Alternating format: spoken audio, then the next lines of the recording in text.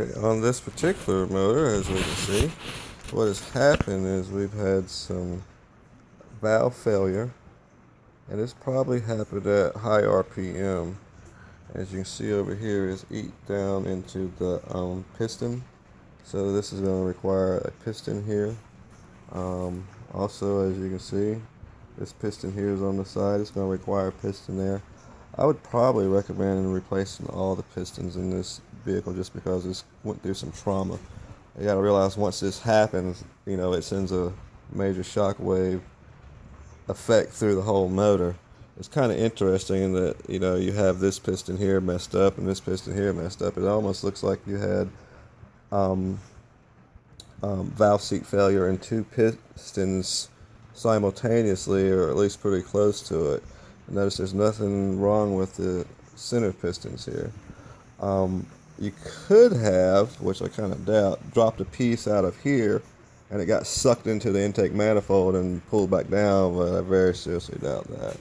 So we'll pull the other side apart and see what's going on over there.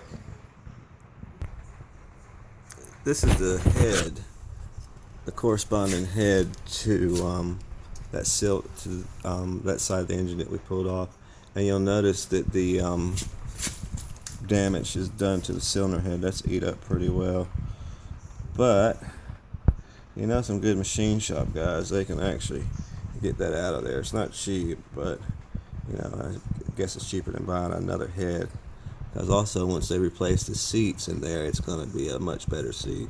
See all that gouging around the exhaust valve right there? That's an indication of the seat falling out and it basically exploding inside the cylinder. See how it's gouged out at the top as well as the bottom there.